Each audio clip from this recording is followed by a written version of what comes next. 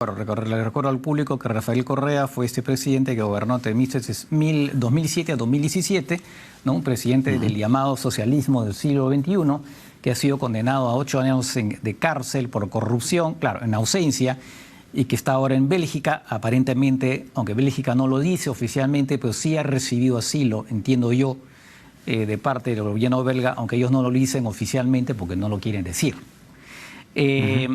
Claro, son ahora la principal fuerza, pero en todo caso representan, según lo que he estado viendo a nivel nacional, más o menos un 30% de los votos. O sea, interprete la principal fuerza, sí, pero tampoco que sea tampoco una fuerza aplastante. Lo que pasa es que un panorama digamos, tan diverso en Ecuador, no tan fragmentado, claro, es una fuerza importante, ¿no? Exactamente, exactamente ese punto que usted acaba de señalar es muy importante porque si bien es la primera fuerza, pero para decirlo en una forma contradictoria, con un oxímoron, es una fuerza débil, ¿no? Claro. Es decir, que parecería que lo que ha logrado el correísmo es alcanzar nuevamente su techo.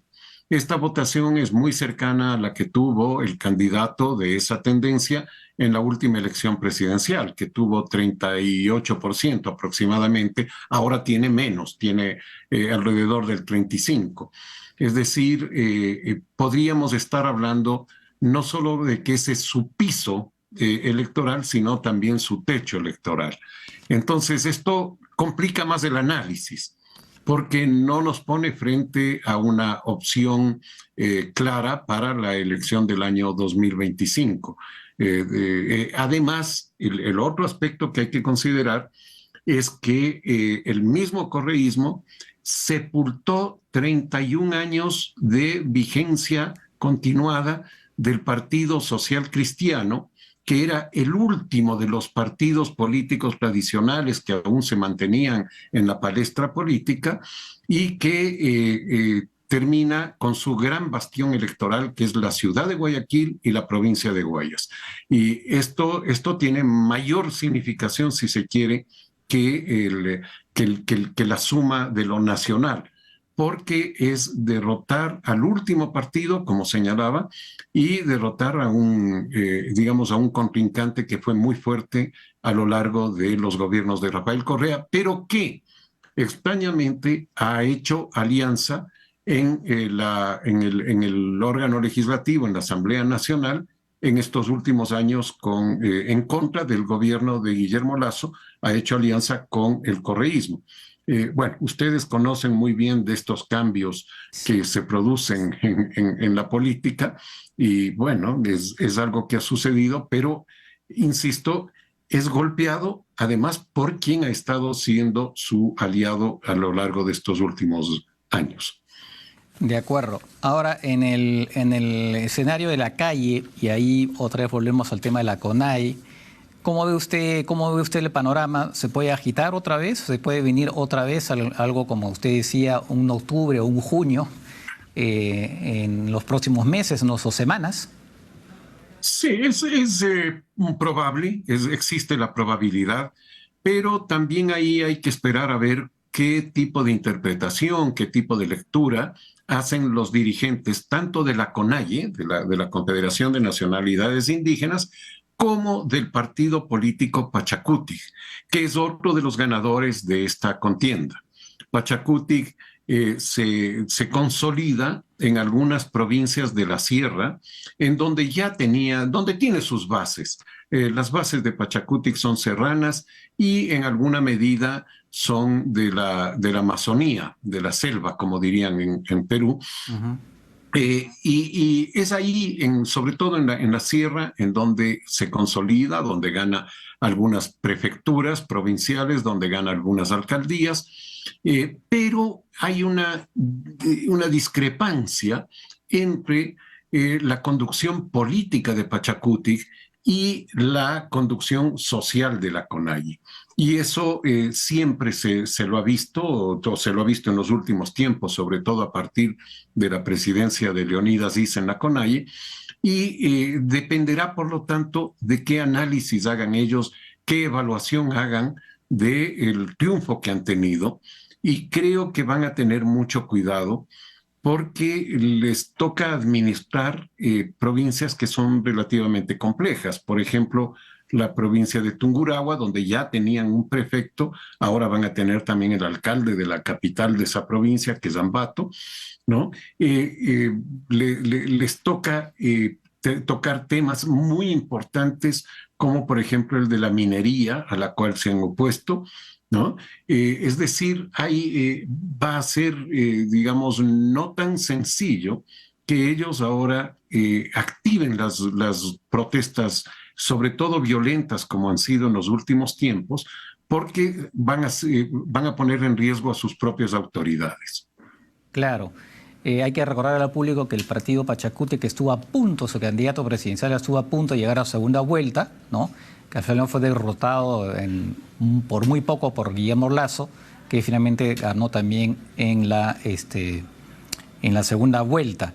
Ahora, el movimiento, CONAE del que estábamos hablando, el líder Leonidas Issa es una persona bastante radical. Usted lo menciona como una especie que representa una especie de ideología de Pachamama mariateguista, refiriéndose evidentemente a José Carlos Mariátegui, el pensador peruano. Sí.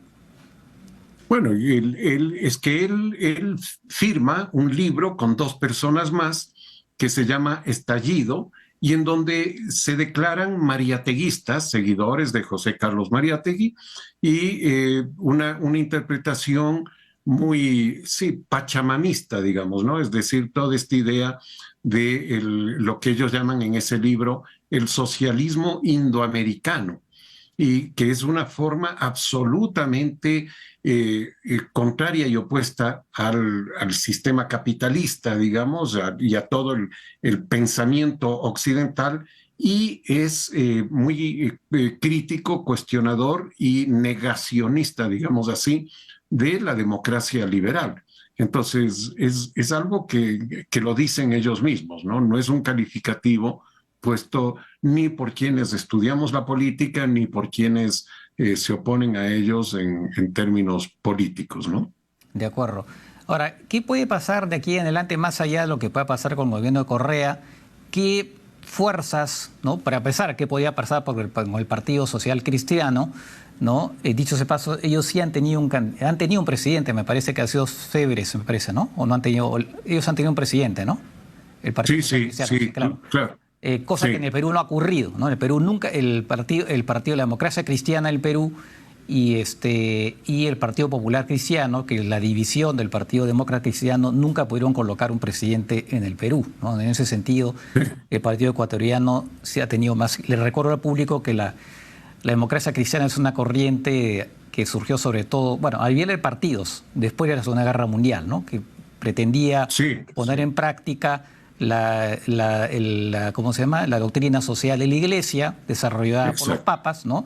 Entonces eran laicos, no eran partidos, le recuerdo también al público, que no eran partidos auspiciados por la Iglesia, pero eran creyentes que querían estar entre el capitalismo y el comunismo, por lo menos después de la Segunda Guerra Mundial, ¿no? Entonces han habido efectivamente en varios países del mundo, en Alemania, en Italia, han sido muy importantes, y en América Latina, en Venezuela, ¿no? En Venezuela, sobre todo en Chile, ¿no? Y ya en menor importancia en Uruguay, en Ecuador, Perú mucho menos, ¿no? Por ahí en Centroamérica, una corriente importante. En Centroamérica. Pero bueno, acá en el Perú ya, por ejemplo, ya no tienen inscripción. El Partido Popular Cristiano ya simplemente no tiene inscripción, está buscando lograr una inscripción, pero bueno. Justamente, ¿qué podría pasar ahora con ese Partido Social Cristiano? ¿Se puede recuperar de esa derrota que acaba de sufrir tan importante? Primero que nada hay que anotar que el Partido Social Cristiano Ecuatoriano era una derecha de la democracia cristiana. No era la expresión, por ejemplo, de los gobiernos de Frei Padre y Frei Hijo en Chile, que fueron gobiernos relativamente progresistas, digamos, ¿no? Este de acá se situaba más bien en una posición mucho más de derecha, digamos. Como el PPC, ¿no? Acá. Como el PPC acá, sí. Igual. Sí. Aunque no igual la democracia cristiana que sea de izquierda, más a la izquierda. Es claro, de centro izquierda como se calificaban ellos, ¿no? Claro. Era más similar también al de Cristiani de Centroamérica, ¿no? De El Salvador. Eso en cuanto al perfil del Partido Social Cristiano. ¿Qué va a pasar? Era la pregunta. ¿Qué va a pasar con ese partido? Este es un partido que terminó, recluyéndose en bastiones electorales, fundamentalmente, como ya decía antes, en la ciudad de Guayaquil, en una parte de la provincia de Guayas, que es la más poblada del país, y la ciudad de Guayaquil también, y algo en la provincia fronteriza con Perú, la provincia de El Oro, en su capital Machala, en donde creo que ahora sacan nuevamente, consiguen la alcaldía, ¿no? Pero no la prefectura. Esta reducción a bastiones le convirtió al Partido Social Cristiano en un partido muy provincial, con reivindicaciones muy limitadas, prácticamente sin una propuesta de alcance nacional, sin una visión integral del país y por lo tanto sin propuestas políticas para el conjunto del país. Y creo que esto, claro, le dio mucha votación en esos reductos electorales importantes por el tamaño que tenían, pero le aisló del resto del país y esto es lo que le ha perjudicado, creo yo, a la larga.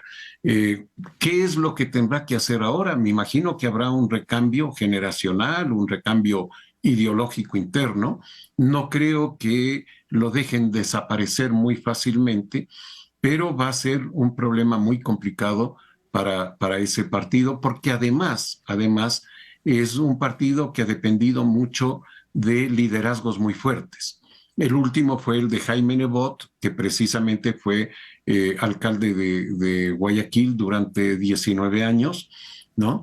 Y que ha sido la sombra incluso para la alcaldesa Cynthia Viteri, que es la que está concluyendo su mandato en este momento y que no ha podido despegarse de ese liderazgo fuerte. Y tampoco han podido hacerlo los otros seguidores de este partido. Entonces, también ahí tienen que hacer una renovación interna que va a ser muy compleja, muy difícil y que no sé si van a tener la fuerza para enfrentar eso. De acuerdo. Y en general la derecha va a tener también que replantear, ¿no? Un poco lo que va a venir ahora, ¿no? Quería recordar al público... Quizá, si me permite, adelantarme a algo tal vez. Sí. El problema quizá más complejo se va a presentar en Quito, en donde se hace más evidente la crisis de los partidos políticos.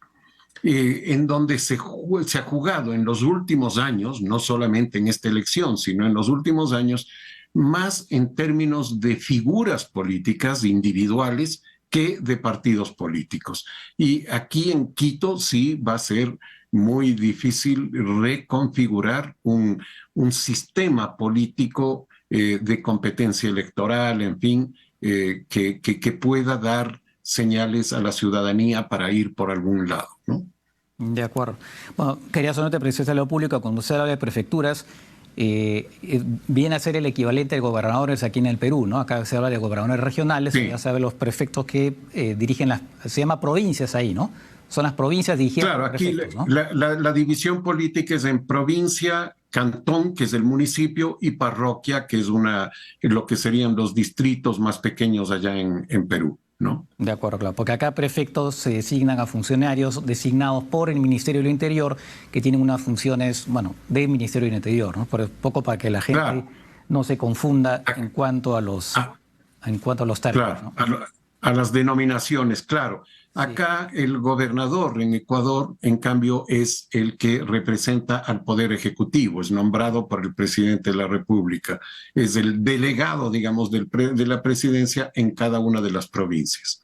De acuerdo. En una época también se le llamaba aquí a esos personajes, tenían ese nombre, ¿no? Solamente para cerrar, estos prefectos que gobiernan, ¿cuál es el grado de autonomía que tienen? Quiero comparar un poco con las regiones en el Perú. Por ejemplo, ¿hay policía a nivel de las provincias o es policía nacional? No, es policía nacional. Es Policía Nacional.